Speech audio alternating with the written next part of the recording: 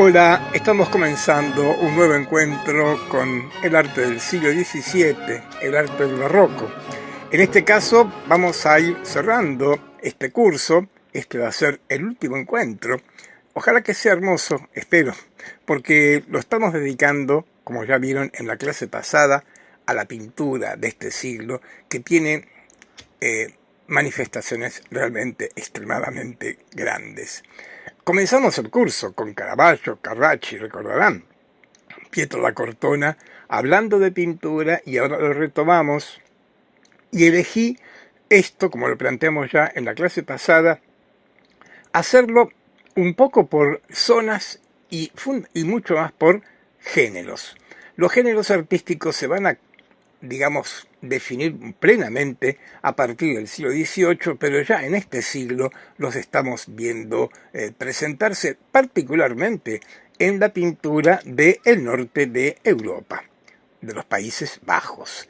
Y abrimos esta recorrida con la pintura de historia, recordarán, y lo que siguió fue esto, el género del paisaje, y recordarán que en la clase pasada distinguimos por lo menos dos líneas más o menos dominantes. Por un lado, el paisaje clásico, Poussin, Claude Lorrain, el paisaje que deriva un poco de Carracci y que podemos asociar con la estética del Mediterráneo, del sur. En cambio, en los Países Bajos domina otro paisaje que yo, con esta pintura que ya vimos de Jan van Goyen en la clase pasada, estoy ejemplificando. Me refiero al paisaje realista en un sentido amplio, porque acá no estamos frente a ningún paisaje ideal, sino justamente frente a una vista concreta de una ciudad, con campesinos y gente cruzando un río allí en este lugar específico de los Países Bajos. Por eso me pareció interesante comenzar por esta parte de Europa y decirles que, con todos los riesgos que pueda tener cierta simplificación, yo diría que en el siglo XVII, por lo menos en el campo de la pintura, tenemos como dos grandes núcleos. Uno, Italia, y nos hemos ocupado. En el caso de Italia, no solamente la pintura, la escultura, la arquitectura. El otro gran foco, Holanda, las Provincias Unidas, los Países Bajos, en este siglo en que se está definiendo su independencia política. Este espacio, este lugar de Europa tiene una riqueza pictórica extrema. Y entonces volvemos con Jan van Goyen, ahora coloco este título mejor, lo presentamos, ya, lo vimos ya en la clase pasada, pero un poco como para recordar qué estábamos planteando.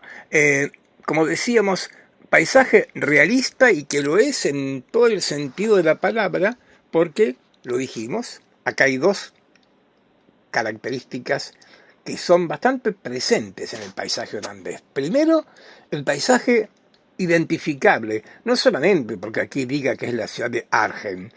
Hay paisajes que se ha perdido la identificación del lugar puntual, pero claramente es Holanda por esto, por esta topografía llana, sin grandes accidentes. Lo más relevante en esta topografía pueden ser las dunas, no más que esto. Luego cierta arquitectura, los famosos molinos de viento tan característicos de Holanda.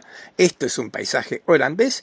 Y la otra característica, aunque no se va a repetir matemáticamente, pero en líneas generales, es el punto de vista bajo, horizonte bajo, no la vista panorámica, que es más frecuente en el paisaje clásico, sino lo que estamos viendo acá. Un horizonte bajo, que es el punto de vista del que va caminando, del caminante, del ciudadano, de esta sociedad burguesa tan renovadora y tan, mejor, innovadora, que es la Holanda del 1600. Como decíamos también en la clase pasada, estos horizontes bajos, estas topografías bastante llanas, obligan a unos cielos que tal vez sean de los aspectos más atractivos como creación artística. Esas nubes, esos parches de luz y de sombra sobre el terreno, en este caso sobre el curso de agua, son parte de lo que es la creación del artista. Hay numerosos paisajistas Y digamos también, perdón por la reiteración, pero para que quede claro, yo no conozco ningún retrato hecho por Jan van Goyen ni tampoco ninguna naturaleza muerta. No todos, pero la gran mayoría de los pintores holandeses son especialistas. En esto también están cercanos a lo que es la sociedad moderna, con la especialización en distintos ámbitos, acá también en la pintura. Y como digo, paisajistas holandeses hay una cantidad realmente muy grande y todos de un grandísimo nivel. Yo me quedo con dos por la síntesis que me impone el curso. Y entonces, lo ubiqué a Van Goyen porque es de los que inician. Ven ustedes, este hombre nació ahí prácticamente con el siglo y en cambio, ya más entrado el siglo, lo tenemos a Jacob van Riesdael. Ahí va a aparecer este hombre que nació en 1628-29 y vivió hasta 1682. Nació y murió en la que podemos considerar también la gran capital pictórica de la Holanda de entonces, que es Haarlem. Ahí la tienen con su referencia. Decíamos que lo destacaba a Riesdael porque establece algún matiz respecto del paisaje que vimos recién de Van Goyen. Quiero decir, los paisajes de Van Riesdael son más dramáticos, más expresivos. Esas nubes son tan expresivas. Y fíjense acá cómo le da fuerza a esto que es un paisaje, con la perspectiva. Todo marcha hacia ese bosque de árboles.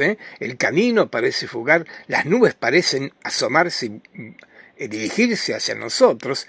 Todo esto contribuye a que este paisaje, que son campos de trigo, paisaje rural, muy simple, con unas figuras caminando, pero que tenga esta particular expresividad. Ahí estamos ampliando para ver lo que decíamos, estas nubes tan creativas, esta solución con que muchos pintores y Van Riesdael particularmente, diría que en la síntesis que estoy haciendo, elijo a Jacob van Riesdael porque se considera de los más grandes paisajistas de la Holanda del siglo XVII y esta es la razón y como pueden ver creo que esta imagen lo comprueba bastante evidentemente. El otro ejemplo seguimos con Van Riesdael, es que es este paisaje con un árbol muerto, lo llama así el Museo de Cleveland. Y lo traigo porque también es un buen ejemplo de estos paisajes dramáticos.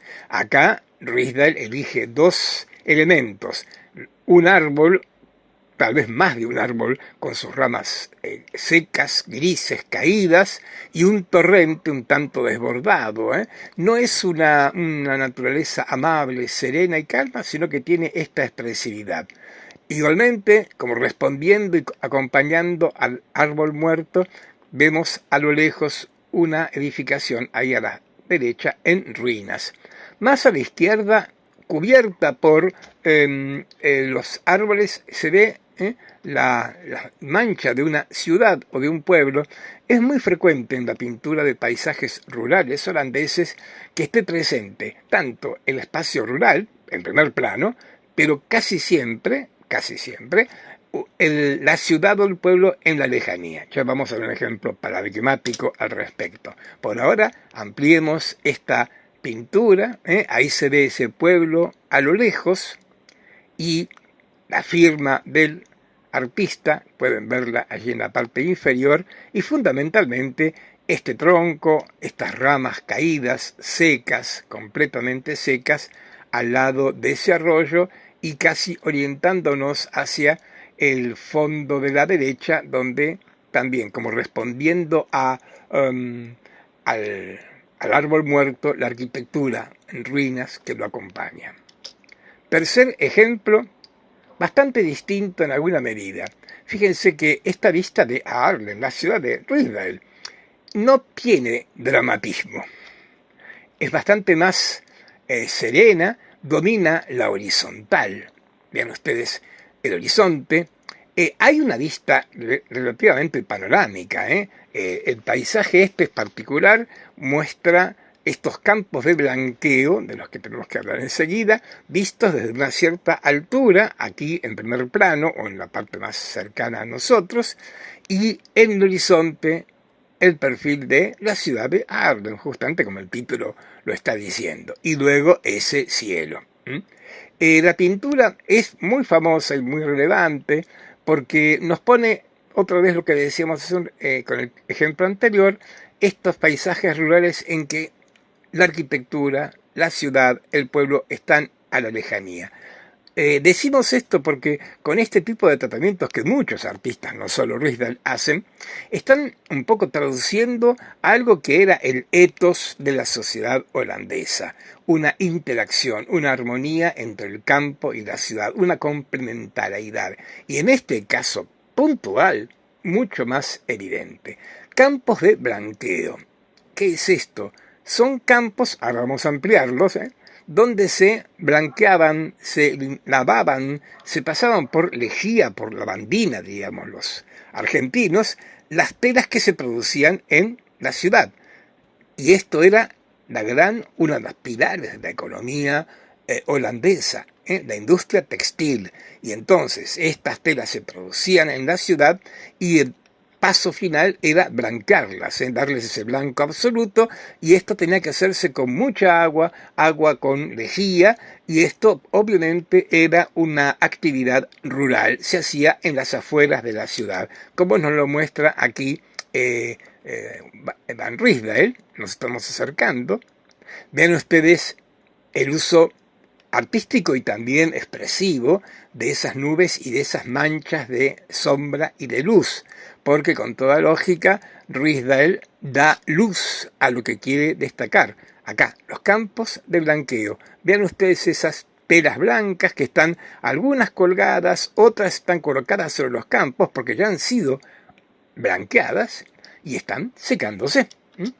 Seguimos mirando y vamos recorriendo, vamos guiados por estos parches de luz y de sombra que Riesdael nos coloca para que vayamos recorriendo su paisaje, mientras a lo lejos, iluminada también por un rayo de sol, la ciudad de Haarlem y esos molinos, y por supuesto, dejamos el último momento para ver esas nubes tan expresivas, esos pájaros volando, todo esto compone este muy particular y muy especial paisaje, uno de los más conocidos de este artista. Y bien, voy cerrando. En este punto estoy mostrando una marina, claro, ¿no? Es un poco excepcional, porque lo que hablamos de la especialización llega al punto también en los tipos de paisajes. Quiero decir, había pintores marinistas y que solo pintaban marinas o preferentemente pintaban marinas, como va a haber pintores de arquitecturas, pintores que pintan ciudades, que pintan edificios, interiores de iglesias, por ejemplo. Riesdael era un pintor de lo que se suele llamar paisaje rústico, el paisaje rural, paisaje del campo, con sus actividades como los campos de blanqueo, como los campos de trigo. Pero, bueno, excepcionalmente hizo esta marina y quería mostrarla porque, bueno, aprovecho esto para no agregar más artistas y ver una espléndida marina en la cual, como estamos viendo, reaparece el Riesdael dramático con este, como dice el Museo Madrileño, un mar tormentoso. Un mar que era imprescindible y casi lógico que apareciera en el paisajismo holandés, porque estamos en los Países Bajos, países con un profundo contacto con el agua, con el mar en particular, y un país que tuvo una flota que desde los primeros momentos ya fue creciendo notablemente, y entonces es obvio que lo que estamos viendo acá también es un paisaje holandés. Mar tormentoso con barcos de vela en los Países Bajos, podríamos decir. Y esto lo es no solo porque todo lo que sabemos, sino porque cada vez que los paisajistas nos representen barcos, como en este caso en peligro, no faltan ellos, y lo están viendo ahí hacia la izquierda, la bandera. Es la bandera roja, blanca y azul de las Provincias Unidas. Es un barco holandés que está ahí en este momento enfrentando este oleaje tan fuerte, y como están viendo, igual que en los paisajes rurales, los efectos de luz y de sombra sobre el mar van marcando espacios y van reforzando toda la expresividad de la pintura. Es una crueldad ver solamente esto, pero la síntesis nos obliga. Quiero repetir, la cantidad de grandes pintores y de grandes paisajistas que actuaron en esta parte de Europa en el siglo XVII, pero también son muchos los artistas que en este siglo y también en el norte de Europa abordaron este otro género, la naturaleza muerta. Y miren, estamos moviéndonos por los Países Bajos y yo me vengo con Caravaggio, con el italiano, claro, pero es bastante justo que lo traigamos acá a Caravaggio porque es uno de los que va a iniciar este género. Por más que en Italia tiene un desarrollo bastante moderado, el mérito de Caravaggio y su canasta de frutas es realmente digno de mencionarlo, y tal vez incluso importa para advertir qué raro fue Caravaggio en tantos aspectos, porque justamente estas pinturas con comestibles colocados en una canasta no fue un género que los italianos abordaran con la abundancia con que sí lo hicieron los holandeses. Y voy a tener que también ser muy sintético, voy a elegir dos o tres artistas solamente. Lo dejamos a Caravaggio y traemos un holandés. Traemos a Pieter Claes. Pieter Claes, este hombre que nació en Alemania como Rubens, ¿se acuerdan? Y por las mismas razones que Rubens. La familia de Rubens escapa por el padre calvinista para salvar la vida a la Alemania, y Claes lo mismo. La diferencia es que él regresa y se va a instalar en los Países Bajos. Y miren dónde muere, en Haarlem. Esta ciudad que hemos dicho es la gran capital pictórica de Holanda, y ahí tenemos una muy típica naturaleza muerta holandesa. Una naturaleza muerta que acá tiene su espacio, yo diría, privilegiado. Quiero decir que si recién dije que en Italia no son tan abundantes, debo decir que en Holanda son abundantísimas y son valoradísimas, a tal punto que en este lugar reciben su nombre. Stilleben, así en holandés, se denominaba a estas pinturas que representaban objetos inmóviles sobre una mesa. El término Stilleben traducidos al español sería naturaleza muerta, aunque en holandés quería decir naturaleza detenida. Y de Stilleben, el holandés, tenemos mucho más conocido el still life de los ingleses, el Stilleben de los alemanes. ¿Qué quiero decir con esto? Tan importante fue la pintura en esta parte de Europa que ellos influyeron en zonas vecinas. Las naturalezas muertas holandesas influyen en la pintura inglesa, en la pintura alemana, desde el nombre en adelante. Y en este caso, igual que en el paisaje, hay tantas naturalezas muertas que vamos a encontrar una variedad grande, así como dijimos paisaje rústico, marinas, paisaje urbano. Bueno, en estas mesas con objetos generalmente comestibles, aunque hay excepciones, hay variantes, pero hay una muy privilegiada que es el onbitge. Y perdónenme que mi fonética holandesa la dejo porque es, para mi criterio, algo casi imposible de respetar. Esto es un onbitge, que es, si buscamos en el diccionario holandés-español, nos va a decir que es un desayuno. En rigor es un tipo de comida ligera, es una comida informal. Y significativamente estos desayunos, estos onbitge, fueron los temas más reiterados y abordados por los pintores de naturalezas muertas en Holanda. Había otros como el banquete, que es decir, el banquete, una mesa compuesta más formalmente, sí, pero estos son los más abundantes tal vez por la propia característica, porque una comida informal le daba una libertad particularmente grande al pintor, como lo que estamos viendo en este caso acá, en que, bueno, como pueden ver, hay una copa que está vertical, otra que está caída, hay un limón abierto, un cuchillo, un plato que está a punto de caerse de la mesa. Quiero decir, es una mesa que está como desordenada y que de alguna manera alguien ha pasado por acá, alguien ha volcado la copa, alguien ha cortado el limón. Quiero insistir en esto porque esto es una mesa desordenada, pero es un cuadro muy ordenado. Y este es el gran truco del realismo de las naturalezas muertas todas, ¿eh? ¿Cuál es lo ordenado? Y bueno, miren a la izquierda, vertical a la izquierda hacia arriba, a la derecha, el mantel, vertical hacia abajo a la derecha. Hay toda una lógica de estar componiendo estas formas, estos colores, que tiene como una diagonal que correría del ángulo superior izquierdo al inferior derecho.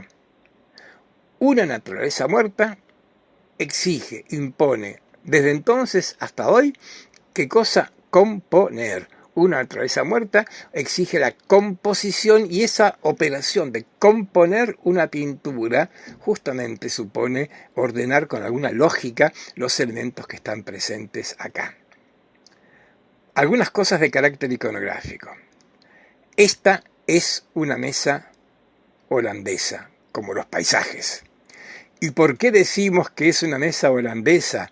Porque hay una copa absolutamente holandesa. Ahí he colocado el nombre para que quede claro, Römer. Esta copa que tiene esa cáliz en forma redondeada y una base cilíndrica como con frutillas o con algún relieve, era muy, y sigue siendo, pero entonces muy características de las mesas holandesas. Van a cansar de verse en los pocos ejemplos que he traído, pero siempre o casi siempre en estas Stilleben holandesas hay algún Römer. Algo más, y sí, que en muchos casos el estar representando mesas con comida era una manera de representar cierto bienestar y hasta por ahí cierta opulencia. Y acá hay rasgos que nos permiten pensar en eso. Hay dos cosas que el pintor no dejó de representar. A la derecha del Römer, ese recipiente de metal que tiene esas cositas blancas arriba, esas cositas blancas son granos de sal, hay sal. Seguimos mirando y vemos ese pan a la derecha. Detrás del pan hay un cucurucho, un cucurucho de papel. Está hecho con papel de almanaque. Sabemos que eso se empleaba para guardar ¿qué cosa? Pimienta. ¿Qué sabemos? En el 1600, sal y pimienta eran dos insumos extremadamente caros. Y hay aceitunas, las ven al fondo, un plato con aceitunas. En Europa del Norte no hay olivos, los olivos son del sur. Las ostras del plato siempre fueron y siguen siendo caras.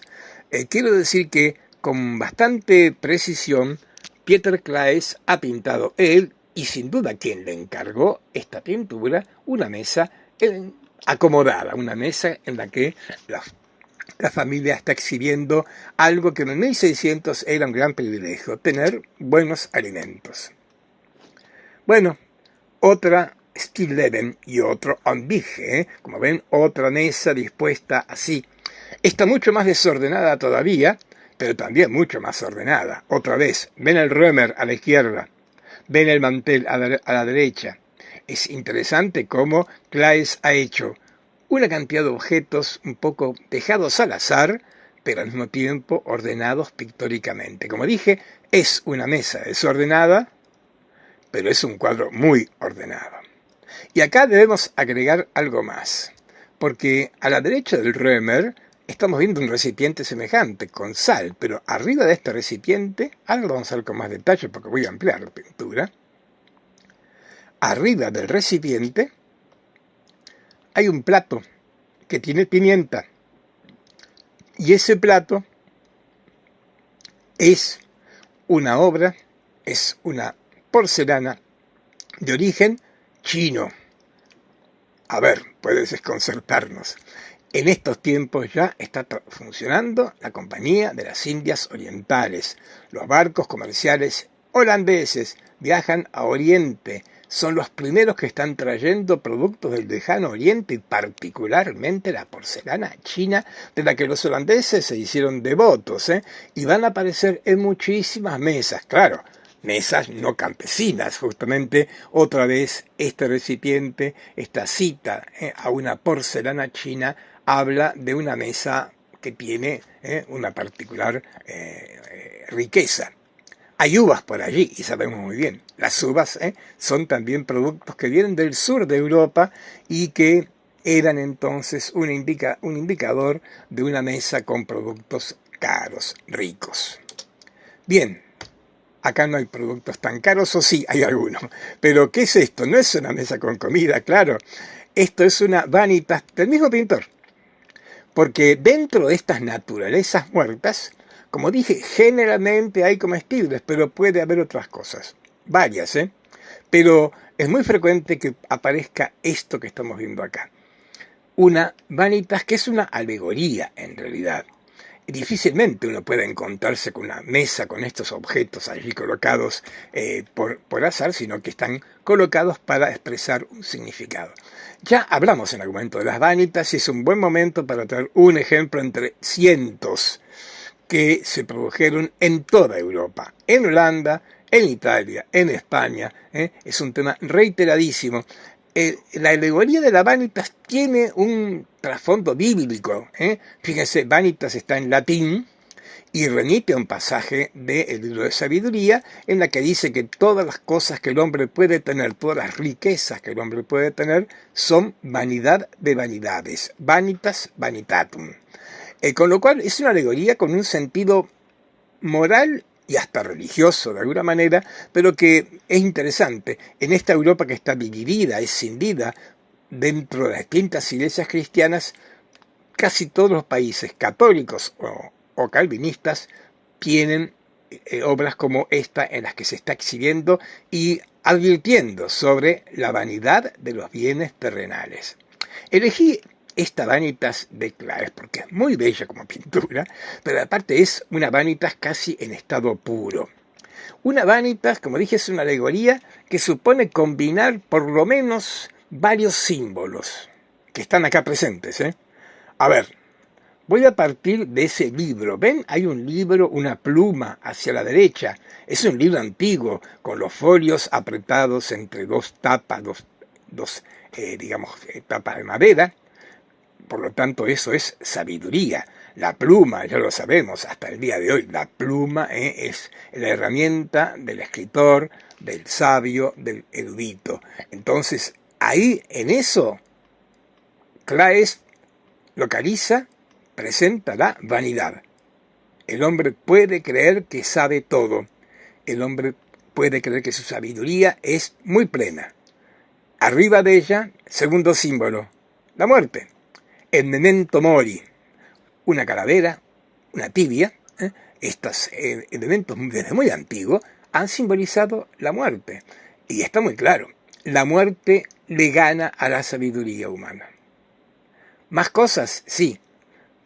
Plantearía antes que la copa, que es otra copa de la cristalería holandesa, y la lámpara de aceite, el reloj de bolsillo. ¿Lo ven? Muy en primer plano. Habría que recordar que estos relojes eran una novedad, de alguna manera, en la Europa de 1600. Se habían comenzado a fabricar en Alemania en el siglo XVI. Eran objetos realmente muy caros, muy valiosos, pero, además de su valor, que podía suponer algo de vanitas, el reloj es el mejor símbolo del tiempo. Vanidad, muerte, tiempo. Justamente es el tiempo el que une la vanidad con la muerte. Es el tiempo que trae la muerte. Por eso los relojes van a tener siempre esta connotación de la fugacidad de la vida. Y luego sí, la copa, como está, vacía e inclinada, es el final, se acabó. Es otro símbolo de muerte o de final, como también, seguimos mirando hacia la izquierda, esa lámpara de aceite en la cual, fíjense, hay un humito, acaba de apagarse la llama de la lámpara de aceite, otra referencia a la muerte. Quise traer este ejemplo para ver una naturaleza muerta muy, pero insisto, muy reiterada en la pintura holandesa y en la pintura europea en general. Dejamos acá esto, no sin antes, miren, detalles. Porque, bueno, cuando hablamos de artistas relevantes, en el caso acá de Claes, estamos hablando de pintores que trabajan con una precisión casi de miniaturistas. Ahí podemos ver mejor el humo de la lámpara que está apagando, que está recién apagada. Primera mitad del siglo, fundamentalmente Claes. Segunda mitad del siglo aparece una variante interesante dentro de las naturalezas muertas holandesas, que son los Pronkstilleven. Palabra difícil de traducir, pero que de alguna manera significaría naturaleza muerta ostentosa, espléndida, rica. Algo muy distinto de las que acabamos de ver recién de Claes. Esto, fíjense, está fechado Chirica 1655. Me importa la fecha porque los Pronkstilleven son más dominantes en la segunda mitad del siglo y, sin duda, creo que no hacía falta marcarlo, como están viendo acá, nos representan mesas extremadamente ricas, lujosas, no hay manteles, hay como cubiertas, como alfombras, como tejidos, hay una cristalería muy rica, un servicio de mesa muy especial, una abundancia de comidas, etc. Muchos señalan, y no estaría del todo mal vincularlo, con que, bueno, estamos en la segunda mitad de 1600. Holanda le ha ganado la guerra al Imperio Español. Holanda es una sociedad muy próspera económicamente y en gran medida esta naturaleza muerta habla de esa Holanda ostentosa que incluso hasta religiosamente sienten que Dios los ha elegido para nada menos que ganarle al Imperio Español. Algunos detalles, sí, porque estas naturalezas muertas tienen detalles bien atractivos. Presentamos al autor Abraham van Beieren. Ahora que presento a este artista al cual veremos solamente esta pintura, estoy pensando, y ojalá que ocurra esto, ojalá que los pintores que han estado apareciendo acá no sean demasiado conocidos por ustedes. Y esa es una buena prueba. Claro que todos conocemos a Rembrandt, a Vermeer, pero aparte de ellos, hubo un ejército de grandísimos pintores. Yo suelo comparar la pintura holandesa del 1600 con la italiana del 1400, del 1500, en que uno encuentra tantísimos pintores y todos con una media de calidad muy alta. Bueno, pues algo semejante podemos decir con esta pintura holandesa, una cantidad grande de artistas y con un nivel de producción muy alto y, a ver, digámoslo ahora sí, y están trabajando de esta manera porque en esta sociedad moderna ya, burguesa, la Iglesia no está ausente, pero no tiene el poder de los países católicos. Hay nobleza, pero no tan fuerte. Abunda una burguesía que es la que encarga estas pinturas. Esto explica por qué no estoy mostrando pinturas religiosas. En Holanda se pintan cuadros con tema religioso, sí. Hay católicos en Holanda, hay judíos en Holanda y algunos se encargan pinturas con esa temática. Hay libertad de religión en Holanda, pero domina la iglesia calvinista, que es particularmente enemiga de las imágenes, y esto explica que la sociedad se vuelque a otro tipo de imágenes, que no son esas imágenes de altar de la pintura católica, sino justamente estos cuadros que muchos se dedican a coleccionar. Hay un mercado artístico, es de los países que están inaugurando un mercado artístico en el cual el pintor pinta y ofrece sus pinturas a los coleccionistas. Algo bastante diverso del mecenazgo que, por ejemplo, en otros países como en Italia los papas, los cardenales, los príncipes estaban ejerciendo. Acá hay una mayor libertad artística, o mejor yo diría, una interacción entre el artista, creador, y sus clientes, sus coleccionistas que abundaban y mucho. Y era muy prestigioso en cualquier casa importante de cualquier ciudad holandesa la presencia de estas pinturas. paisajes o naturalezas muertas. Estoy ampliando la naturaleza muerta de Bellarmine para que vean el infaltable reloj. Ese reloj estaba indicando que esto es una vanitas, sí y no. No es una vanitas, pero el reloj pareciera como que ese mínimo detalle para advertirnos sí, pero el tiempo está, cuidado. El tiempo que en este siglo tiene una connotación particularmente fuerte. Sigo mirando en detalle esta naturaleza muerta, esta Plonkstilleben, y ahí nos encontramos con frutas. Y ese cuenco de porcelana china. Los expertos en porcelana incluso identifican a qué dinastía pertenece cada una de las porcelanas que los pintores holandeses colocan en sus naturalezas muertas. Seguimos acá, otra vez un cítrico a medio abrir. Römer, acá tenemos un par de copas Römer, un poco oscuras, pero las pueden ver. Como les dije, vamos a encontrarnos permanentemente con ellas y detrás de ellas una jarra para cerrar nuestra recorrida muy en detalle con esta Plonkstilleben para advertir esto. Los dejo mirando un momento la imagen. ¿Lo ven al pintor reflejado en la jarra de metal? Está el pintor, tiene un sombrero, hay una ventana detrás de él, claro, la ventana que le sirve de fuente de luz en su estudio. Hay delante del pintor una línea vertical, que evidentemente es el caballete con la tela. Sí, Bellarmine como muchos holandeses, alardean de preciosismo, de virtuosismo, y hasta nos reservan para un detalle en principio menor, la habilidad para representar, para imitar todo lo que los ojos tienen a la vista. Voy a cerrar esta recorrida por las Plonkstilleben con el que me parece hizo los más bellos Plonkstilleben, que es Willem Kalf.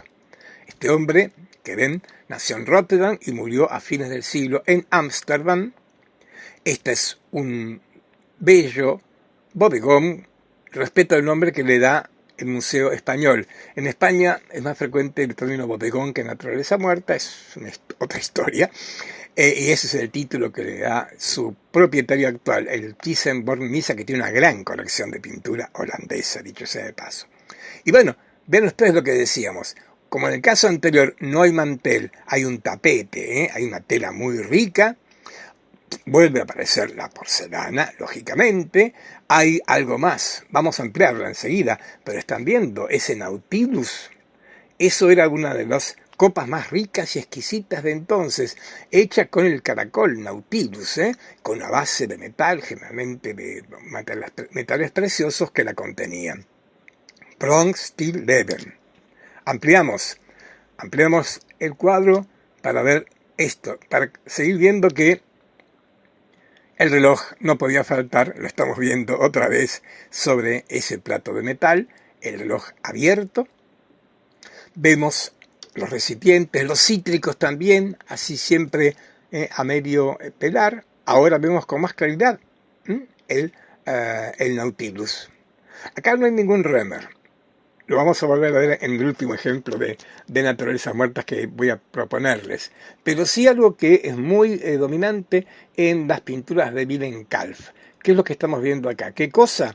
Ubicar sus naturalezas muertas en interiores oscuros, con fondos muy oscuros, y al mismo tiempo iluminados los objetos, así, muy fuertemente, como estamos viendo acá, y veremos en el próximo ejemplo, que creo es una de sus obras más bellas. Esta obra que tiene el Rijksmuseum de Ámsterdam, Naturaleza muerta con jarra de plata, ese es el nombre. Fíjense, está como en un nicho, en la penumbra. La luz evidentemente viene del ángulo superior izquierdo, iluminando esa fruta, membrillos tal vez, limones, creo que es un membrillo, podemos pensar, y provocando todo este efecto de luz y de reflejo de la luz. Estamos viendo cómo el amarillo de esas frutas se proyecta con su luz sobre la superficie de la jarra de plata que está allí. Bueno, tenemos que ampliarlo urgente, claro. Y preferí ampliar en la parte superior para advertir que así, un Römer nuevamente, en este caso un Römer de lujo, porque lo que está debajo de él es una base también de metal muy rico, sosteniendo esta copa tan presente que está proyectando, como ven, su sombra y su reflejo sobre el muro del fondo de esta pintura. Pero sin duda que, para mi criterio, el lugar más rico, más espléndido, es esa copa, esa jarra de plata con todos esos efectos de luz tan interesantes, porque por un lado está recibiendo la luz que proviene de la izquierda y al mismo tiempo recibiendo el reflejo de la luz que da sobre esas frutas en la parte inferior. Todo un tratamiento de una exquisitez extrema y como pueden ver, un Römer puede faltar, pero los relojes parece imposible que falten. Ahí tenemos otra vez un reloj y otra vez un cuenco de porcelana china. Bien, otra vez, como lo dije con el paisaje, hay decenas, por no decir cientos de pintores que hacen naturalezas muertas y son extremadamente bellas. Los que tengan curiosidad, métanse por los museos porque van a encontrar muy interesantes ejemplos. Pero tengo que avanzar a otro género, que tiene un nombre raro, pero así ha quedado, a estas pinturas que se las llama escenas de género. Género, escena de género. Por eso es una cosa medio rara, pero así ha quedado esto para denominar qué cosa. Denominar pinturas en las cuales aparece gente común haciendo cosas comunes.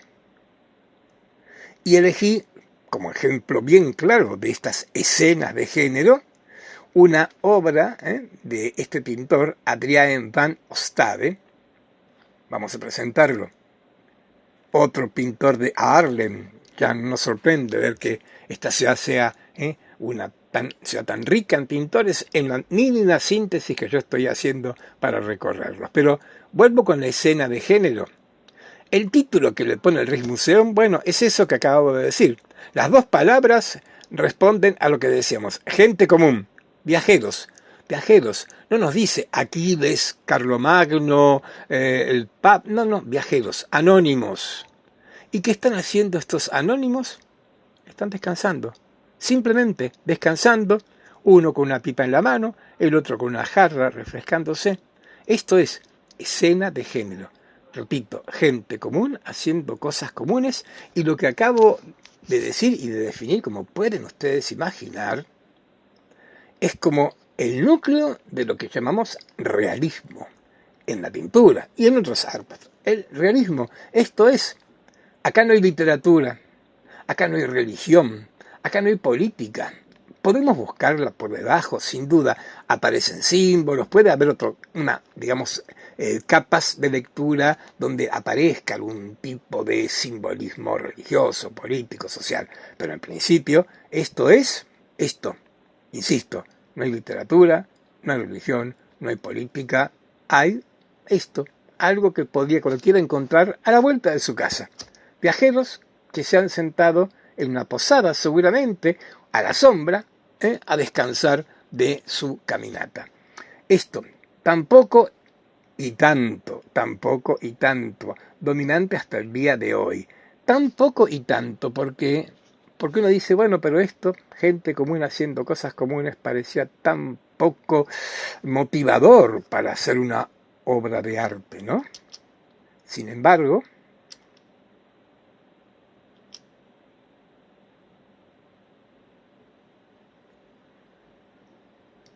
gente común haciendo cosas comunes. Una criada volcando leche en un recipiente. Y acá hemos traído a uno de los grandes de la pintura holandesa, claro, la pintura de Vermeer. ¿En qué género va a moverse? Y justamente, básicamente en la escena de género. Él va a representar casi siempre figuras anónimas. Con frecuencia son mujeres en los interiores domésticos que están haciendo acciones esta mujer, podemos imaginar que está comenzando a preparar alguna comida. Hay panes, hay leche, tal vez algún postre con esos ingredientes. Y esto, sin embargo, cuánta poesía tiene esta pintura, cuánta poesía tiene. Yo siempre digo esto, ¿no? Todas las pinturas, ninguna pintura es sonora. Las pinturas son todas mudas, pero las de Vermeer son más silenciosas que ninguna. Nos transmiten ese silencio, esa concentración tan particular, y lo logra fundamentalmente, otra vez, con algo que es una constante en estos pintores, la cuestión de la luz. Por lo común, en sus interiores, Vermeer hizo 1 o 2 paisajes en una vista de Delft, una calleja, pero ante todo son interiores y generalmente o casi siempre esos interiores tienen una ventana a la izquierda desde la cual penetra esta luz tan tamizada, tan suave, que va definiendo los objetos, incluso así como lo vemos al ampliar, trabajados como con una técnica casi de puntillismo con el que va definiendo las formas, los colores y las luces en sus pinturas, en las que abunda una combinación pictórica, o mejor cromática en realidad, que hoy nos parece magnífica, pero que fue una de las razones por las que en 1600 Vermeer fue muy poco valorado. Usa con frecuencia el azul y el amarillo, colores mucho más ricos. Claro, en el 1800 los impresionistas van a estar felices con estas armonías de colores. No son las más dominantes en la pintura más, hoy podríamos decir, académica. Azul, amarillo. A ver, azul, amarillo. Más tamizados. Y más poesía, ¿eh? Mujer en azul leyendo una carta. Esto es lo de Vermeer. Los títulos parece que tienen que decirnos lo que estamos viendo. Mujer en azul leyendo una carta. Mujer anónima. Y es obvio que está leyendo una carta. Ahora, otra vez el silencio, otra vez la concentración, otra vez la luz que penetra desde la izquierda. Y acá todavía mucho más rica las connotaciones. La carta de quién. ¿La mujer está embarazada? Tal vez. ¿Quién le envía la carta? ¿Su esposo? ¿Algún familiar? Quiero decir, en esas imágenes tan recortadas que hace Vermeer, apenas nos atrapa la magia de sus imágenes, caemos en una cantidad de preguntas que no tienen respuesta absoluta, claro, pero esas preguntas, justamente lo que nos preguntamos, esta que decía, ¿está embarazada? Estas preguntas forman parte de la poesía. Las pinturas de Vermeer tienen una poesía particularmente rica, particularmente fuerte en esto, en esta cantidad de imágenes que nos dejan un espacio para preguntarnos cosas. Solo 2 pinturas de Vermeer, tal vez podamos ver una tercera, pero con estos ejemplos pongo a la escena de género como un tercer o cuarto. A ver, repasemos. Pintura de historia, paisajes, naturalezas muertas, escena de género, y bueno, sí, no es una creación del 1600 el retrato, pero sin duda que tiene grandísimas manifestaciones.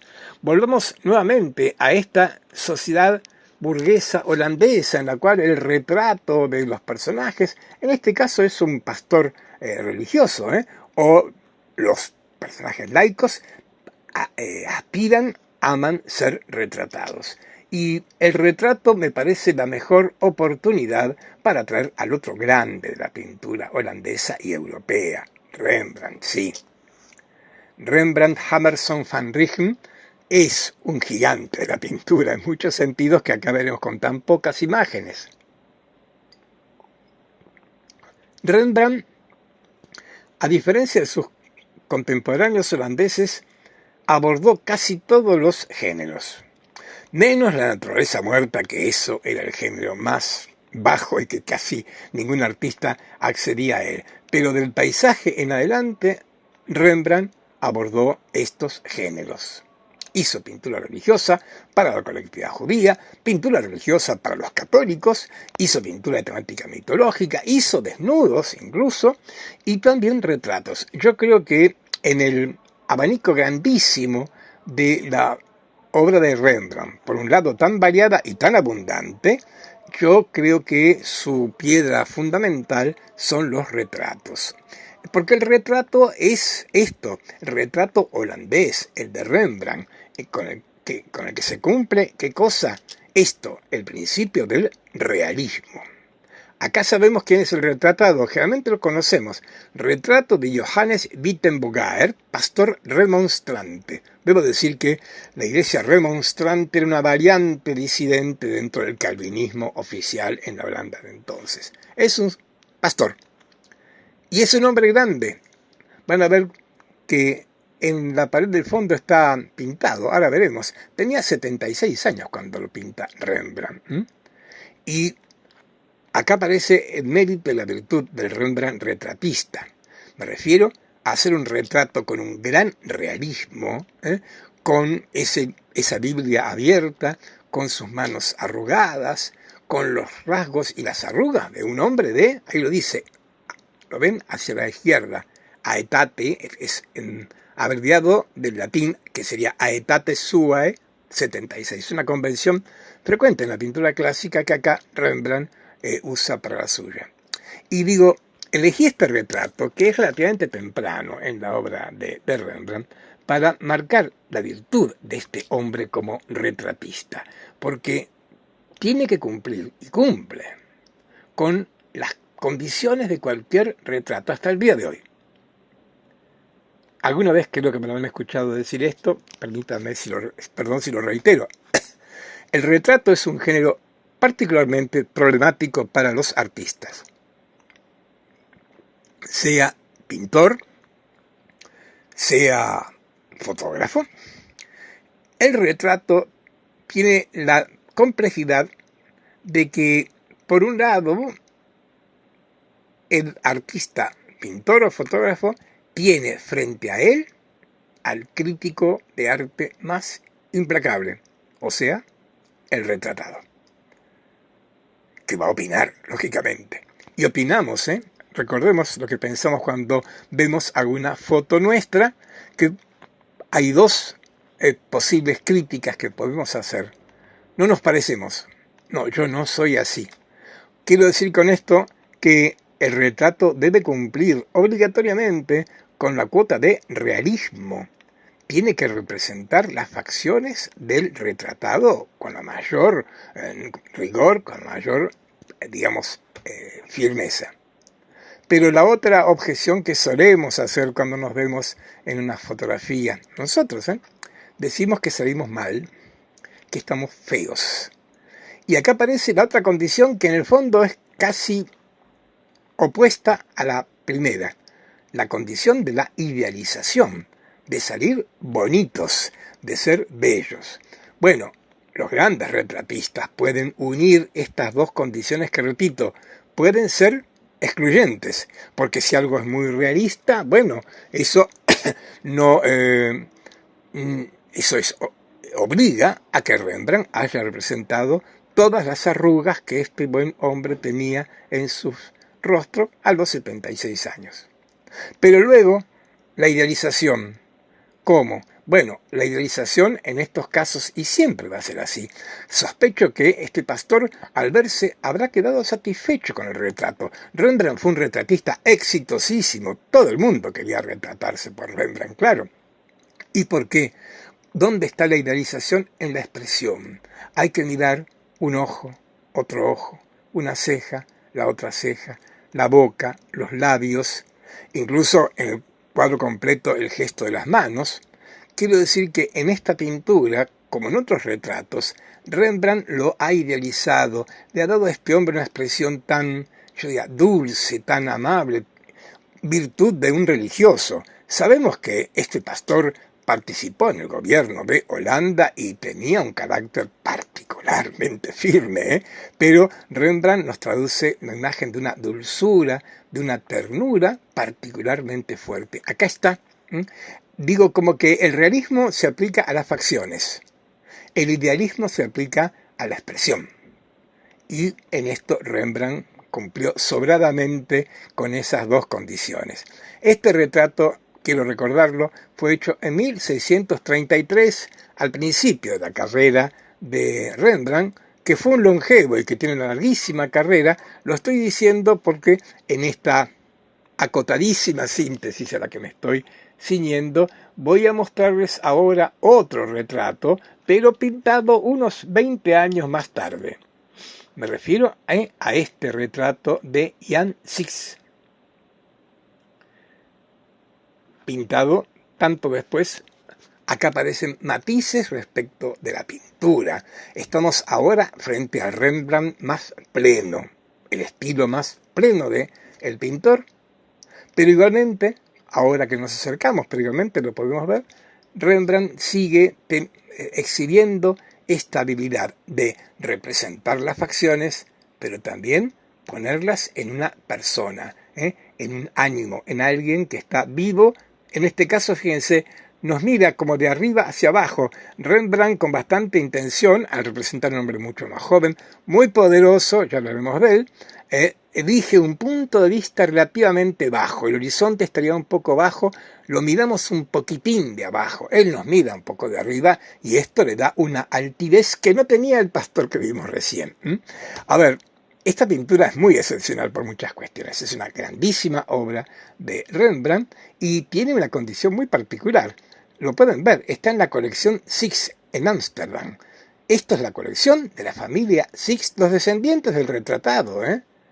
El retratado Jan Six era un hombre muy poderoso en la Ámsterdam entonces, un hombre además muy afecto a las artes, un humanista, gran protector de artistas, de Rembrandt incluido, y ahí entonces el retrato. Pero lo interesante, digo, esto de que todavía esté en la misma colección, esto es rarísimo, ¿no? Casi nunca ocurre con las obras de arte, pero en este caso se da. Y como decía, acá estamos junto a esto, que es representar las facciones de alguien, pero su ánimo, su personalidad. Acá, además de mostrarnos a alguien que tiene cierta arrogancia, Rembrandt nos representa a alguien que no está posando inmóvil, sino que está haciendo algo. Fíjense las manos. Una tiene un guante, la otra no. Está quitándose un guante. Imaginamos, Jan Six acaba de entrar a su casa. La capa roja está a punto de caerse, va a quitarse el otro guante y va a hacer su vida cotidiana. Otra vez esto, y si ustedes quieren, me animo a compararlo con algo que vimos hace algunas semanas.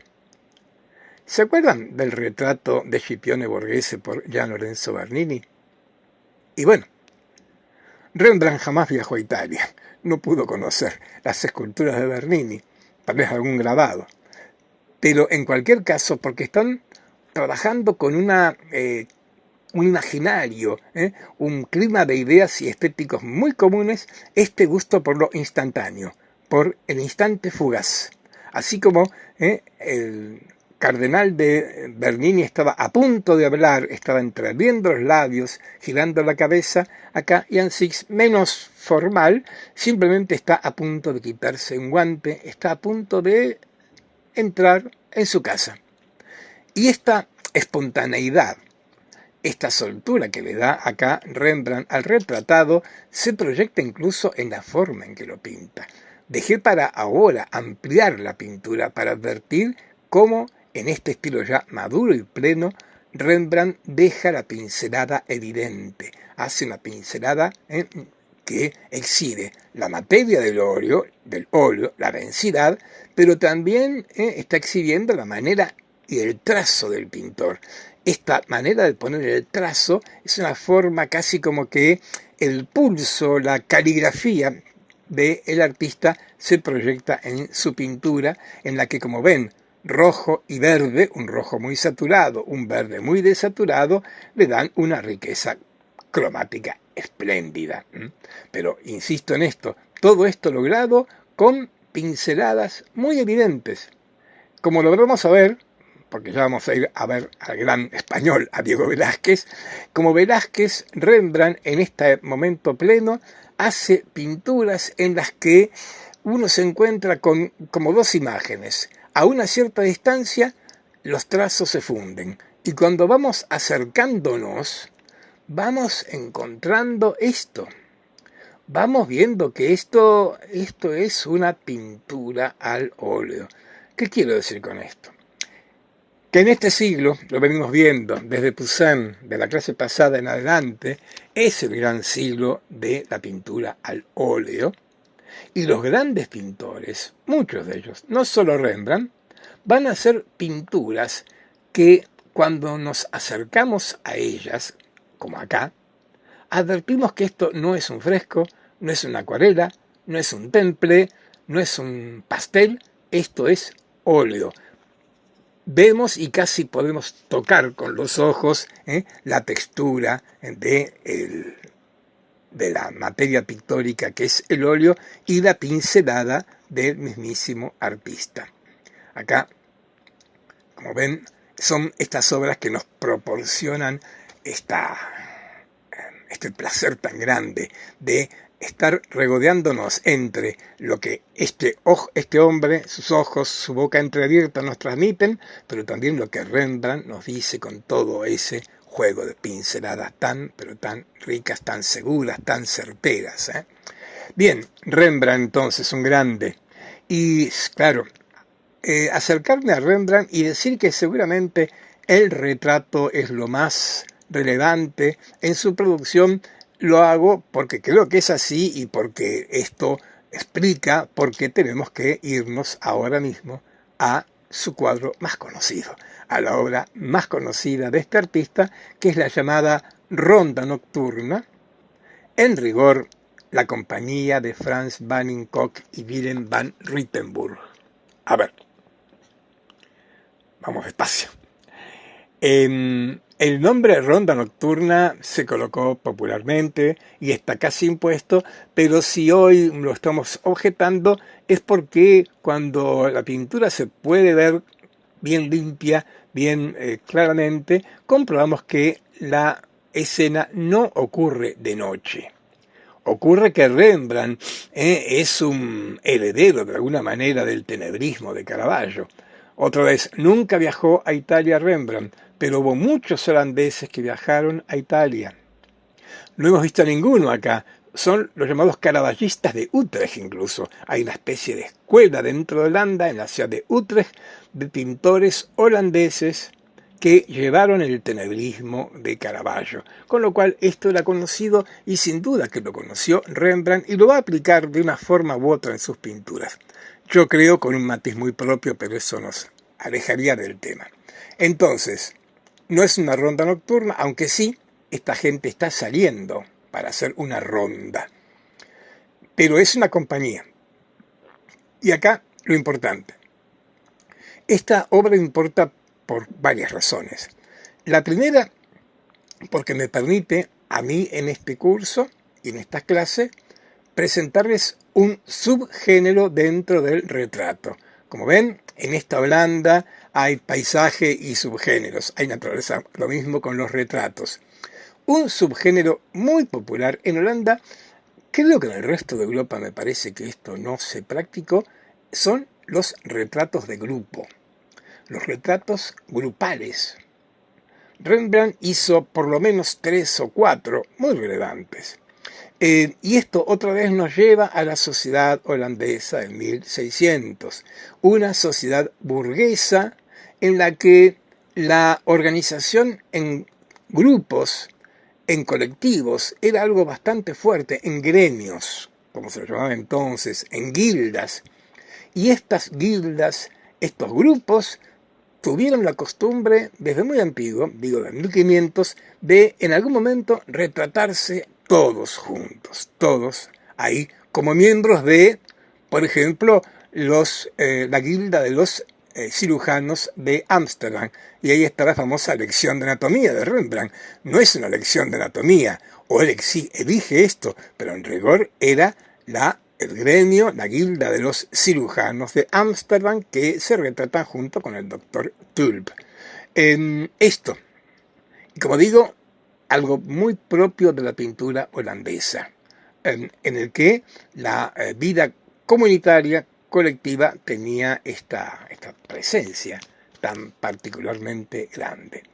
Y claro, Hago mención a la lección de anatomía, ojalá que muchos le aparezca en la cabeza, pero al retratarse los cirujanos de Ámsterdam con el doctor Tulp, además estaban poniéndose en un espacio de privilegio. No nadie o no cualquiera era parte de ese gremio, lógicamente. Tampoco, no todo el mundo formaba parte de una compañía o una guardia cívica. A ver, vamos a la ronda nocturna. Esto está representando una guardia cívica, una compañía militar.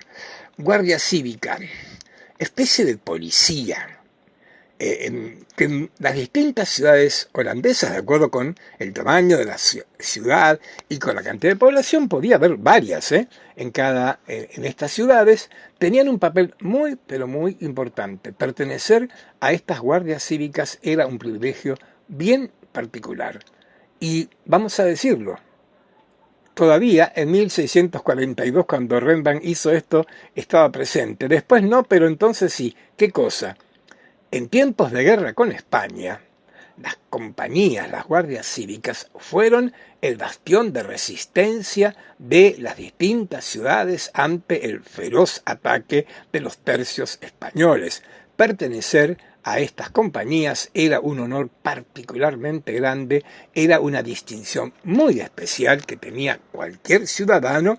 Luego, claro, retratarse formando parte de ella era algo que exhibía su privilegio y su estatus en la sociedad. Lo más frecuente en estos retratos colectivos era que, bueno, todo el mundo se pusiera al lado uno del otro y el pintor los retratara así. A ver, permítame, yo siempre lo hago en las clases presenciales, tengo que hacerlo acá también. Hasta el siglo XX y no sé, el XXI supongo también, ¿no?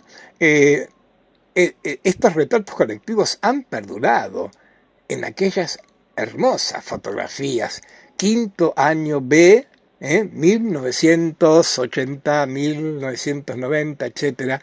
Esas fotos de colegio en las que estábamos todos muy derechitos con el profesor o el cura o la monja ahí juntos. Bueno, los retratos de escuela, de los cursos tan abundantes y tan queridos, además.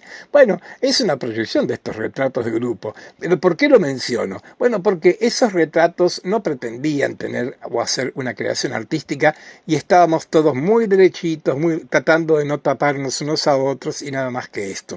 Esto se repite en muchos ejemplos holandeses, pero cuando esto cae en las manos de un gran artista como Rembrandt, la cosa cambia.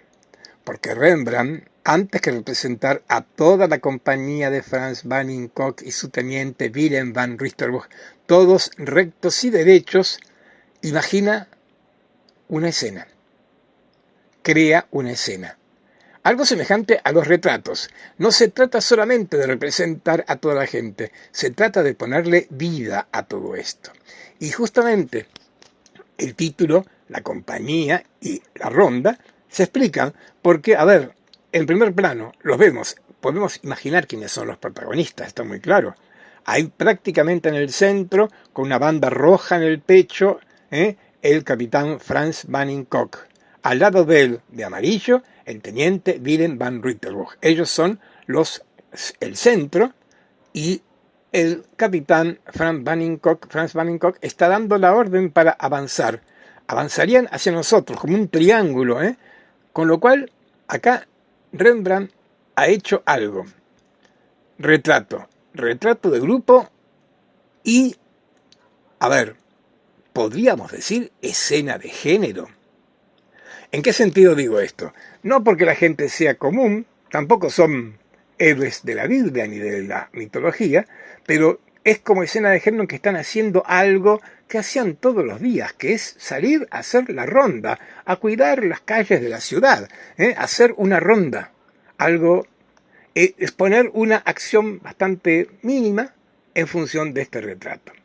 Con lo cual, esto cumple, y lo menciono, porque le explica el tan fuerte realismo. Es como si Rembrandt hubiera hecho una instantánea del momento en que esta compañía se pone en marcha.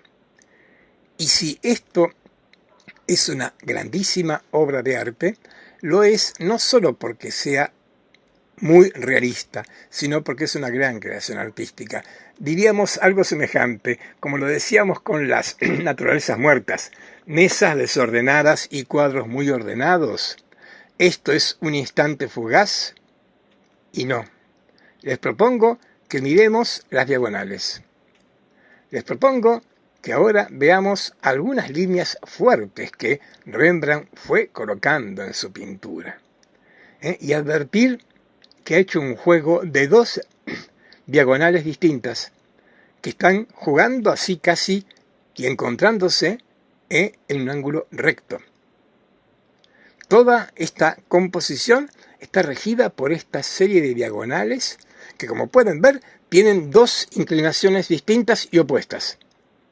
Y de alguna manera podríamos pensar ese triángulo ilusorio, digo triángulo, la mano de Frans van Gogh como el vértice de un triángulo que avanza a nosotros, en plano está también reforzado por estas diagonales que estamos marcando ahora acá. Por eso el dinamismo está marcado por este juego de líneas que son estricta y casi específicamente pictóricas. Casi, yo diría, esto es un gran triángulo que tiene en la mano de Frans van Gogh el vértice más espectacular y dramático.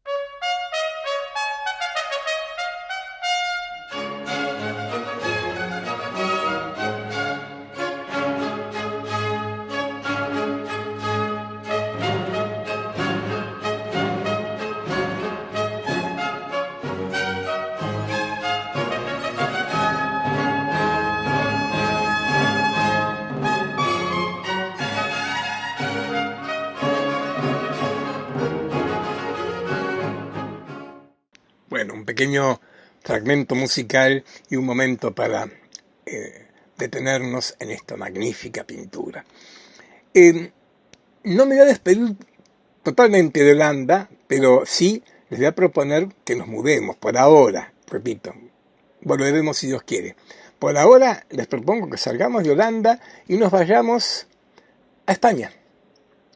Miren, hasta incluso por su ubicación geográfica. Ahí tengo a Italia y Francia tan cerquitas. Ahí tengo a Holanda allá a lo lejos.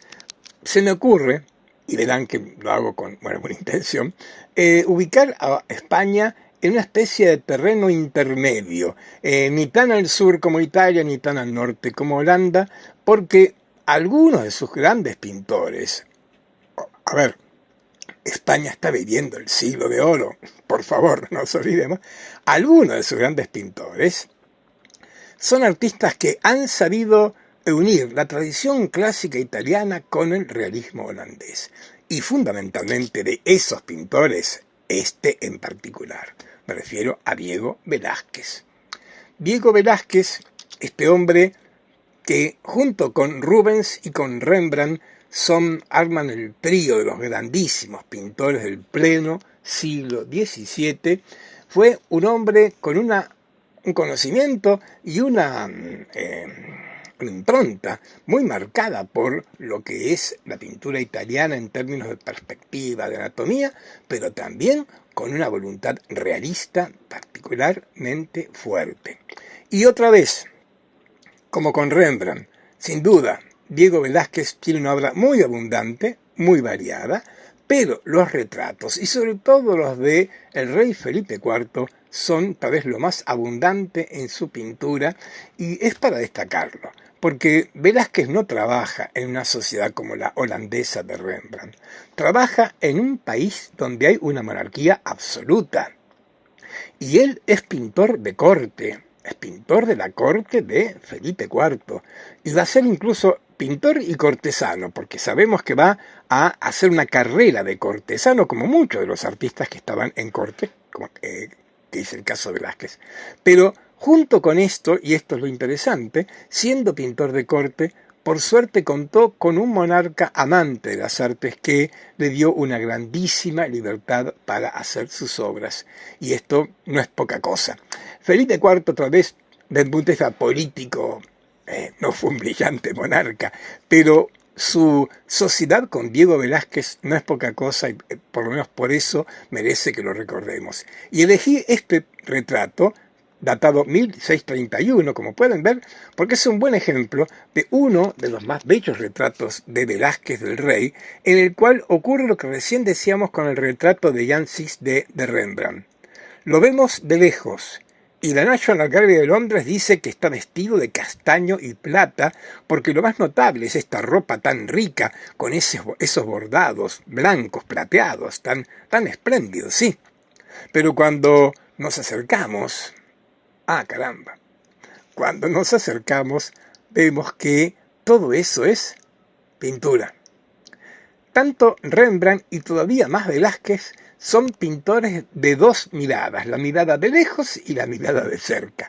La mirada de lejos era esta, el espléndido traje con bordados de plata, y de cerca una pintura con toda esta densidad y con un detalle de carácter iconográfico, histórico, nada menor.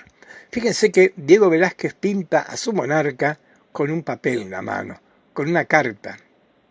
La carta dice: Señor Diego Velázquez, pintor de vuesa majestad. Es interesante cómo Velázquez firmó su pintura de alguna manera, la firmó y al mismo tiempo se atrevió a meterse en el espacio propio de su rey con este detalle en sus manos. Bien, y salto de este retrato de los años 30 a este de los 40, otro espléndido retrato que tiene la colección Frick en Nueva York. Se lo llama el retrato de Fraga porque se pintó en Fraga, en Aragón, en medio de un conflicto interno en el que Felipe, por suerte, esa vez salió exitoso, y ahí, como ven, Velázquez lo retrata con el bastón de mando, como un soberano triunfante. Y otra vez, si en el retrato de Londres la plata y el gris eran tan fuertes, acá ese rojo atemperado con todos esos bordados es el otro factor que nos atrae profundamente. Y como lo vimos recién, también Velázquez trabajando con esta soltura de pincel, dejando claramente a la vista que lo que estamos viendo, sí, es un cuadro al óleo. Es un cuadro al óleo. Lo estoy marcando porque, como dije, esto de que el óleo sea tan importante en la pintura del 1600 también se expresa en los pintores que hacen de su pintura casi, entre comillas, un manifiesto, en el sentido de dejar clara la materia pictórica con la que han trabajado. Velázquez hizo numerosísimos retratos, como ven, del rey, pero yo voy a rescatar un retrato más, de otra serie de retratos, no precisamente ni del rey ni de la familia real. Después de despedirnos de la mirada un poco melancólica de Felipe IV, les propongo ver esa otra grupo de retratos que en la corte de Felipe IV, y siendo su pintor, hace Diego Velázquez. Me refiero a los bufones. Este es Francisco Lescano, llamado el Niño de Vallecas. Niño no porque fuera un nene, sino porque era enano por su tamaño. Y niño también porque lo podemos ver claramente en su rostro, vamos a ampliarlo, pero ya lo vemos desde ahora, una expresión de alguien que tendría algún tipo de tara mental, la boca entreabierta, los ojos perdidos que parecían no poder fijar su atención. Sí, era como un niño en ese sentido. Y destaco esto, ¿por qué? Porque evidentemente que en casi todas las cortes, desde los egipcios y antes, bufones ha habido y ha habido.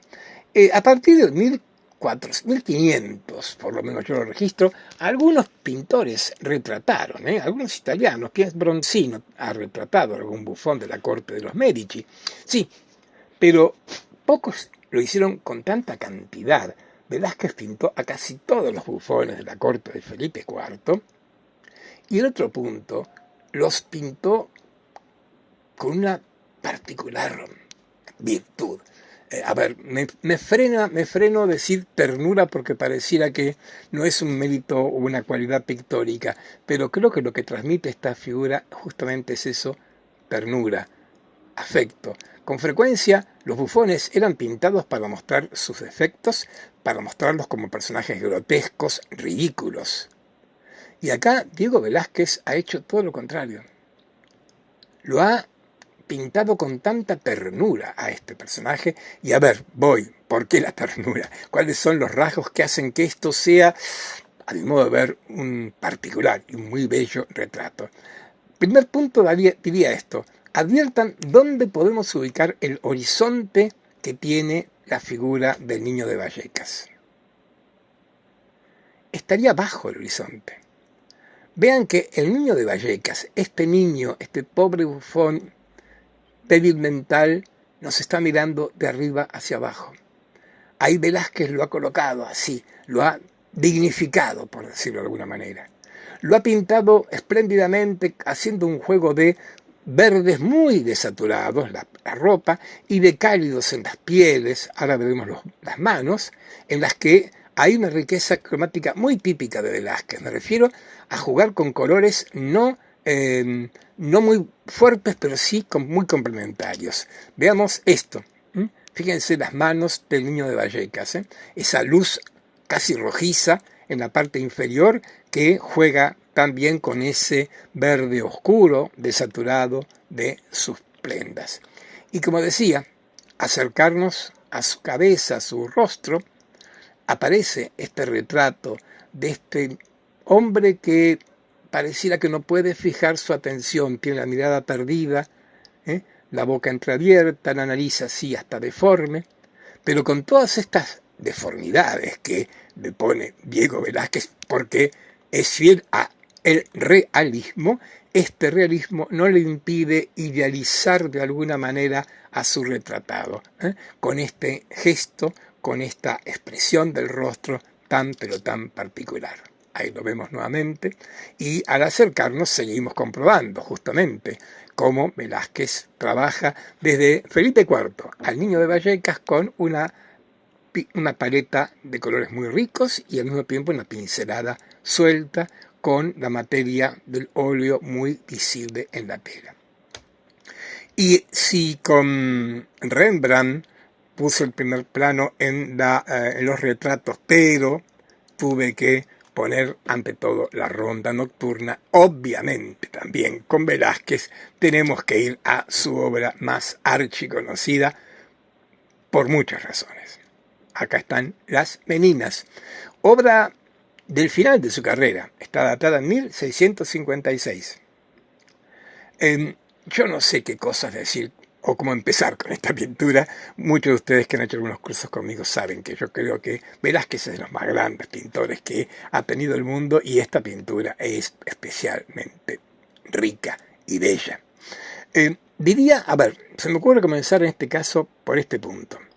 Ya que estamos recorriendo los géneros, hablamos de paisajes, naturaleza muerta, escena de género, retratos. Este es un retrato. Podríamos arriesgarnos, retrato colectivo, porque hay un grupo de personas retratadas, claro. Y, aclaro, podríamos identificar a cada uno de ellos, a todos. Pero lo diferente acá es que este no es un colectivo, no es una corporación lo que está retratado. Es un grupo de gente que están reunidas en una habitación. Y si ustedes quieren, hay una de ellas, la infanta, ahí en el centro, que sobresale por su jerarquía social respecto del resto. Y está el pintor también. O sea que retrato grupal no sería. A ver, esta gente está haciendo algo, sí. A ver, el pintor tiene el pincel en las manos, ¿lo ven? A la izquierda. La infanta está acompañada de dos señoritas, que son las meninas. Término portugués, las niñas. Son las criadas, las que la acompañan a la muchacha. Más a la derecha hay una enana, una enana, y un enano también. Eso no es un niño, es otro enano que está dándole una patada o apoyando su pierna en ese mastín español. Acá está pasando algo. Entonces esto es una escena de género, podríamos decir, Digo, está ocurriendo algo que no es demasiado trascendente. Es una instantánea, como la ronda nocturna. De pronto nos hemos asomado y hay gente que nos está mirando y que están haciendo algunas cosas que no son demasiado trascendentes. ¿Por qué marco esto? Porque entrar por este camino vuelve a poner lo excepcional y lo magnífico de esta pintura, que no entra en ningún género de los que uno puede aplicar a la pintura del 1600 y aún después. Es las Meninas. La otra cuestión la voy a abordar a partir de dos frases. Pintura famosísima, que fue mirada tantas veces, y hay dos frases que se dijeron sobre ella que me parecen muy significativas y me van a servir para ir metiéndome en el alma de esta pintura. Cuentan que en el siglo XIX, cuando Théophile Gautier, el poeta francés romántico, viajó a España, como tantos franceses iban a España, como fue Manet, y quedó asombrado con Velázquez, pero el poeta Gautier, cuando entró al Prado, por supuesto, corrió a ver las famosas Meninas. Dicen que, parado frente a la pintura, preguntó: bien, ¿y dónde está el cuadro? Quería decir, obviamente, ¿no? Esto es tan real, esto es realismo absoluto. Entonces, esto es la realidad, no es el cuadro. Yo me animo a agregar, volveremos con esto, si Velázquez hubiera escuchado esta expresión de Gautier, así como estamos viendo la pintura, Velázquez le diría a Gautier: perdón, Gautier, ¿usted no ve el cuadro? ¿No ve qué pasa acá a la izquierda? Que hay un bastidor de madera con tela. Ese es el cuadro. Y este es el cuadro. Lo dejamos. Porque un siglo atrás, cuando Luca Giordano, pintor italiano, estuvo en Madrid pintando el Palacio Real, también, por supuesto, contempló las Meninas y dijo algo bien interesante. Giordano dijo que esto era la teología de la pintura.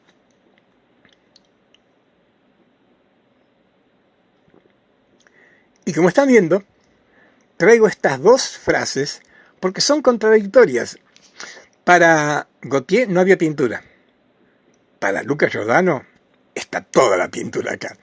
Y efectivamente, Gautier cayó en la trampa del realismo, entre comillas, de Velázquez y lo leyó con la estética muy, mediados del 19, realismo absoluto. Luca Giordano era pintor, además. Yo estoy más de acuerdo con él. Esto es, como dijo Luca Giordano, la teología de la pintura. Y esto lo puede explicar una lectura iconográfica que, debo aclarar, no es única. Hay distintas interpretaciones de qué cosas está diciendo Velázquez acá con esta pintura. Pero en primer lugar, vamos a descartar lo de ¿dónde está el cuadro? Sí, vamos a responderle a Gautier. A ver, el cuadro está acá, igual que en la ronda nocturna de Rembrandt, porque esta superficie pintada está ordenada de una manera tan lógica, tan plásticamente como cuadro. La realidad no se presenta con el orden que ahora intentaremos plantear acá. Y lo vamos a hacer como lo hicimos, recordarán, con el Parnaso de Poussin, marcando las líneas rectoras de la pintura. Y entonces voy a trazar la mediana horizontal y advertir que esta mediana reparte la pintura en dos secciones, una llena de gente y la otra vacía. Trazamos la otra, la vertical, acá. Y ambas casi coinciden. La vertical con el ángulo, con el eje de la infanta, y al cruzarse ambas medianas están destacando ese recuadro, ese rectángulo que está ahí atrás hacia la izquierda. El espejo, el famoso espejo de las Meninas. Ahí, en ese lugar tan dramático, tan fuerte, Velázquez coloca el espejo, que tiene una función bien importante para la interpretación, que querramos hacer de esta pintura. Como yo sostengo como Giordano que esto es la teología de la pintura, voy a leer esta pintura en términos de una expresión de la dignidad de la pintura, de cuán grande es la pintura. ¿Por qué estoy adelantándome a esto? Porque esto explica por qué el espejo es tan relevante. Porque la pintura es como un espejo, decía Leonardo da Vinci, al que Velázquez seguramente leyó. El Tratado de la Pintura de Leonardo se publica en Francia en 1600 y en la biblioteca de Velázquez, que era una biblioteca abundante para un hombre de 1600, más de 100 libros han quedado en el inventario, no estaba esa edición francesa, pero sí había folios con manuscritos de distintos escritores con los textos de Leonardo. Hay mucho de Leonardo acá. Ya verán, lo primero, la pintura, cuando Leonardo le dice a su discípulo, cuando quieras comprobar si un cuadro tuyo está bien hecho, coloca un espejo y él te dará la verdad sobre si está bien o mal hecho. Cuadro, espejo. Volveremos con Leonardo. Entonces, el espejo. ¿Y qué está reflejando el espejo? Al rey y la reina. El rey Felipe IV y su segunda esposa, ahí reflejados. Acá hay algunas divisiones en cuanto a la interpretación. Yo creo que se están reflejando porque están acá, donde estamos nosotros, frente a la escena que estamos viendo, ahí estaban los reyes. Digo porque hay quienes imaginan que tal vez esa imagen reflejada sea la que tiene el cuadro que está pintando Velázquez, que es el gran misterio, ¿qué es lo que está pintando Velázquez? Velázquez estará pintando las meninas. Dejémoslo ahí abierto. Los reyes, para la interpretación, están donde estamos nosotros. Y están donde estamos nosotros por esta lectura que vamos a hacer.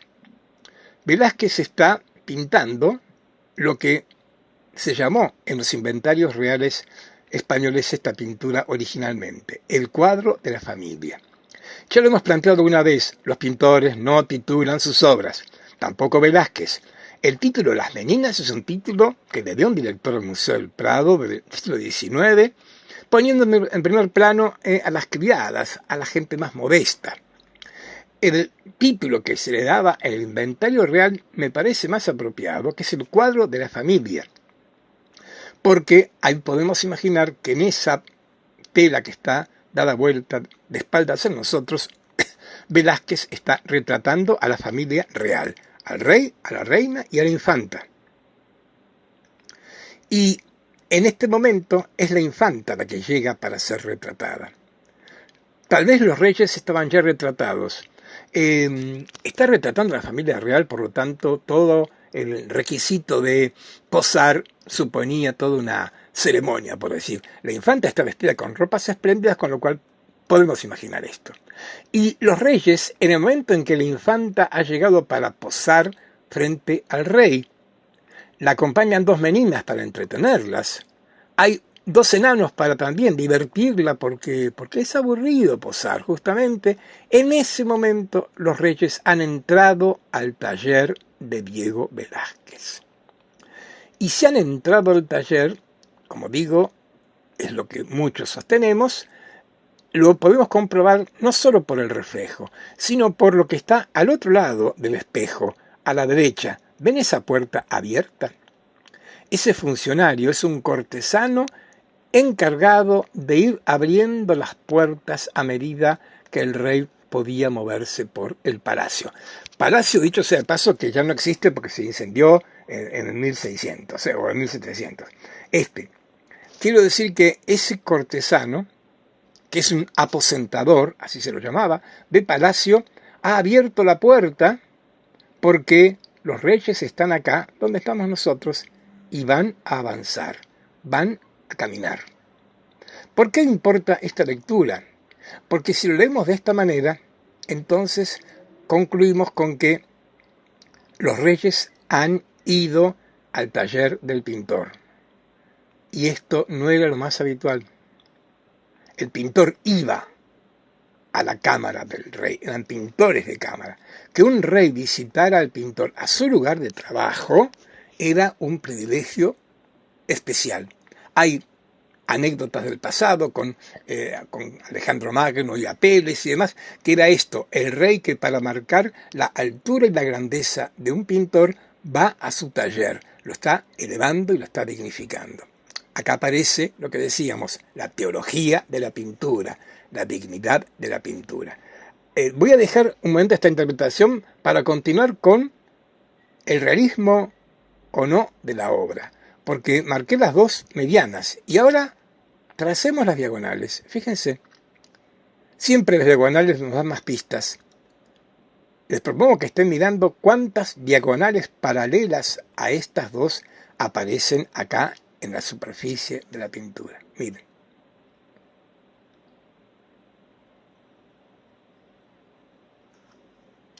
Y la inversa. ¿Por qué estoy marcando esto? Por lo mismo que acabo de hacerlo con la ronda nocturna de Rembrandt, para advertir que esto... ¿Dónde está el cuadro? Acá está el cuadro. Esto no fue una instantánea fotográfica que muestra algo al azar. No, está muy pensado, está muy compuesto porque es una pintura justamente. Y a esta pintura tan trabajada, como decía, se le agrega el valor iconográfico de estar señalando que el rey visita al pintor. Que el rey visite al pintor es una marca de la dignidad del pintor. Y voy a ir cerrando, se nos está acabando la clase, pero hay 2 o 3 obras más para ver. Que esto esté marcando la dignidad de la pintura lo refuerzan otro montón de datos, pero no quiero dejar de marcar uno de ellos, que es el propio Velázquez. Lo están viendo ahí, paleta y pincel en mano. Vamos a ir ampliando. Ahí tenemos a la infanta, otra vez con esta técnica que ya estamos viendo, la pincelada suelta, las marcas del pincel, y ahora Diego Velázquez. Diego Velázquez está pintando. Y yo pregunto, ¿ustedes creerían que Velázquez va a pintar con esta ropa tan espléndida? Diego Velázquez tiene el pincel en la mano, en realidad. Podríamos pensar que Diego Velázquez está pensando. ¿Por qué digo pensar? Porque está como detenido, no está en el oficio de meter color en una pintura. Y al decir esto es para reforzar y traer de vuelta a Leonardo da Vinci. La pintura è cosa mentale, escribió Leonardo. La pintura es cosa mental, decía Leonardo, para sacar a la pintura de lo meramente artesanal y ponerla dentro de las grandes actividades del hombre, al lado de la poesía. Y esto es lo que justamente Velázquez está planteando acá. A ver, la pintura es cosa mental. Por lo menos lo que Velázquez me está diciendo acá, que la pintura no mancha, que la pintura tiene otra dimensión que supera el puro carácter de tipo así, de materia pictórica. Voy cerrando esto, pero no puedo dejar de señalar, y aprovecho esta imagen, aunque sea este detalle. ¿Qué hace Velázquez? Piensa, sí, pincel en manos. ¿Qué hace más? Mira. ¿A quiénes? ¿A los reyes, tal vez? ¿O a nosotros? ¿Qué hace la infanta? Mira. ¿A los reyes o a nosotros? ¿Qué hacen los reyes? Nos miran. Estoy siguiendo acá una interpretación maravillosa que hizo Foucault para reforzar el carácter de dignidad de la pintura, porque un tema que está organizando toda esta pintura es la mirada. Casi todos nos están mirando, y la pintura es eso, es mirar. La pintura. Bueno, acá la tenemos. Maribárbara, la enana, nos mira. La otra infanta, la que está más cerca allá, nos mira. Esto, el tema de la mirada. Yo voy a subir a nuestra cuenta de Vox el libro Las palabras y las cosas de Foucault, que tal vez lo tenga muchos en su biblioteca. El capítulo dedicado a las meninas, nada menos, nada menos. Para cerrar nuestra clase y nuestro curso de hoy, ver que lo de Velázquez es excepcional, pero no absolutamente único. Porque vuelvo a Rembrandt y advertir que Rembrandt se autorretrata. El título que da el Museo de Boston es El pintor, pero casi nadie duda que es el joven Rembrandt, por la fecha de la pintura, en su taller con su caballete. También mirándolo de lejos, también más pensando que pintando, pero esto no es menor. Y más allá de cualquier otra interpretación, que en este siglo se pinten tantos pintores pintando, vayamos nada más un poco atrás y veamos qué raro era que un pintor. Leonardo jamás se pintó pintando. Rafael se pinta en la escuela de Atenas, allí en el fresco, en un costadito pequeño. Miguel Ángel nunca se pintó, y mucho menos como pintores. Y para cerrar nuestra clase, volvamos a Vermeer. Tercer cuadro con la pintura como tema. Cuadro con la pintura con un tema. Y acá tenemos una fortuna, porque lo que está colocado ahí, el arte de la pintura, es el nombre que le había dado Vermeer a su cuadro. Vermeer murió relativamente joven, esta obra quedó en manos de su viuda, y está el inventario, y en el inventario hecho por él, figura como el arte de la pintura. Esto es maravilloso, digo, porque hasta hace unos 20, 30 años se descubrió esto. Antes, y es probable que en algún libro ustedes lo vean así, era el pintor en su estudio y se leía como algo realista. La trampa del realismo holandés, que sí está presente, pero que es muchas veces mucho más que realismo, porque acá este título, El arte de la pintura, me orienta a pensar en una alegoría, y efectivamente es lo que ha hecho acá Vermeer. A ver, alegoría. Miren el taller del pintor, ¿lo ven? ¿Ven ese suelo con esos mosaicos blancos y negros? Qué prolijito, qué limpito, ¿no? Miren, me aparto un segundo y volvemos a Vermeer, pero otro holandés, menos conocido que Vermeer, Michiel van Muscher, hace el pintor en su estudio. Esto sí que es realismo. Un estudio de un pintor era esto, un zafarrancho, un lugar sucio, lleno de objetos, allí, así trabajando. En cambio, claro, Vermeer nos muestra algo tan prolijito, tan limpio, que a la mirada de cualquier contemporáneo era evidente que esto no era real, que esto formaba parte de una alegoría. Y es una alegoría porque Vermeer representa un pintor pintando a una muchacha. ¿La ven? Esa muchacha tiene un libro, una trompeta y una corona de laureles. Y representa, lo sabemos por los libros de alegorías de la época, a la musa Clio, que es la musa de la historia. La pintura, pobre santa, no tiene musa. Y entonces en el 1600, tan importante era la pintura que se le buscó una musa, y como la pintura de historia era el género más acabado, más elevado de la pintura, en muchos trabajos en Holanda se asoció a esta musa con el arte de la pintura. Con lo cual esto sigue explicando el sentido de alegoría. El pintor está pintando a la musa de la pintura, Clio. Miren, tiene un libro en las manos y una trompeta. Es la historia en realidad. El libro es Tucídides, historia. La trompeta es la fama que la historia garantiza a los que están en ellas, y la corona también es la del triunfo, de la victoria. En cualquier caso, repito, aunque esto en un sentido primero es la musa de la historia, era también la musa de la pintura, y acá Vermeer, para hacer una alegoría de la pintura, recurre justamente a ella para pintarla. Como ven, no faltan en este siglo la cantidad de obras en las que la pintura es tema de la pintura, y hasta algo más que esto. Es tema y una pintura que ahora tiene musa. Esta, la muchacha que está pintando Vermeer. Y el último ejemplo es de un pintor flamenco, nacido en Amberes, pero muerto en Dinamarca, en Copenhague, que es Cornelis Norbertus Gisbrecht, con esta obra insólita. Porque Velázquez nos mostró el bastidor dado vuelta, la parte posterior, en el contexto de una escena, como decíamos, en la que está ocurriendo, el pintor pintando, la infanta, etcétera. Ahora lo que están viendo es eso, ese es el cuadro, ¿eh? Esa es la pintura. Reverso de un cuadro, dice el Museo de Copenhague, claro. Es realmente una obra de una audacia grandísima. Hilbrecht sin duda que la pinta para exhibir su virtuosismo de Trompe-l'œil, para engañarnos, para hacernos creer que estamos viendo el cuadro dado vuelta y alguien tenga la tentación de girarlo, pero no es casual que haya elegido para el Trompe-l'œil, ¿qué cosa?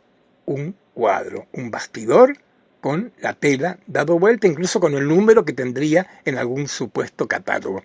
Como ven, cuando decía que la pintura tiene un papel tan rico y fundamental en este siglo, creo que no exageraba demasiado. No solo por los grandísimos pintores que están activos, sino porque, y lo dejé para el final, la pintura, el cuadro de Caballete, el cuadro, el bastidor entelado, llega a ser parte, no solo el pintor ya, sino el propio bastidor, llega a ser tema de la pintura, nada menos. Esto suponía lo que recién veíamos con Diego Velázquez, elevar la pintura a la dignidad de arte, pero arte con mayúsculas.